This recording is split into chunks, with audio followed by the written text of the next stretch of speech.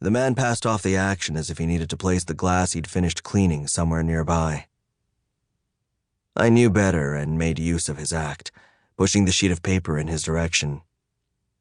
I looked up and smiled, waiting. The barkeeper glanced at the sheet, then blinked and stared past me to the trio of patrons in the back. Another moment of stillness slipped by before he relented and plucked the paper between a thumb and forefinger. His eyes were the color of morning fog over water, a bleak gray masking the faintest hints of washed-out blue. They hardened into cold slate as he read over my note. If he took umbrage at my odd request, he didn't show it.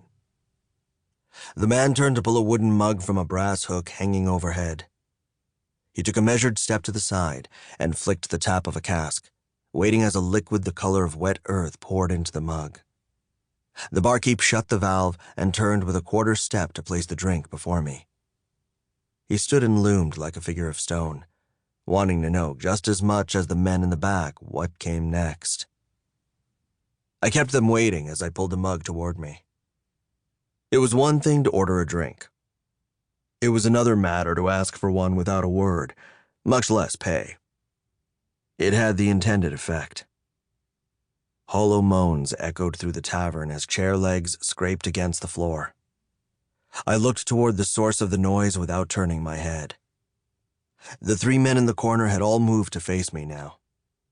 I returned my attention to the contents of my drink. I'd asked for tea. He'd given me ale. I didn't say anything. I know when I'm being pressed, tested, and I know how to play back. Most innkeepers do not want to deal with prickly performers, easily slighted and twice the trouble than they're worth in coin. I shrugged my cowl free, letting it fall along my collar as I tipped the mug back. Notes of cinnamon, cardamom, and woodruff sparked against my tongue. The faintest touch of anise made itself present through the clearness and crispness of the drink. I took care not to smack my lips or exhale a pleasurable sigh at its taste. Stillness. I continued to build it until I could almost hear the men's hearts pumping in agitation, answering their buried questions. Who am I? Who is the stranger in the red cloak and cowl? What rests within the case at my side?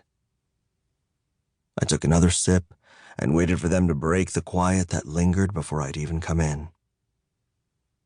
The barkeeper hovered before me, staring with the clear intent of wanting recompense for the beverage. He'd get it, and more.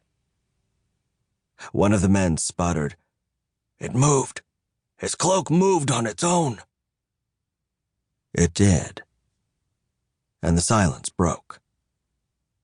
Another of the men, old enough to be someone's grandfather, brushed aside wisps of white hair from over his eyes. "Swore the thing was bleeding for a moment." It was. I let them gossip, and when I shifted in my seat, resting my staff in plain view, their whispers grew all the louder. "Man comes in silence, doesn't spit so much as a word, staff and cowl, mess of books on his back," said one of the men. All true. "Only heard of one man like that. Hear it that he keeps his words inside him, deep like a burning fire. When he speaks, everyone listens like magic. Can't no man turn away from his tales. He's that storyteller." I grabbed my staff, spinning in place and slamming its base against the floorboards. A thunderous crack echoed through the tavern, and my voice boomed with it. "I am." And stillness returned in the beat between words. I seized it. The pauses now belonged to me, and I decided when to break them. One of the men fidgeted, grinding the tip of a worn boot against the floor. He wore dark breeches and a matching shirt. His coat had seen better days, the seams littered with dangling threads, some frayed. Dust from the road marred its already dull gray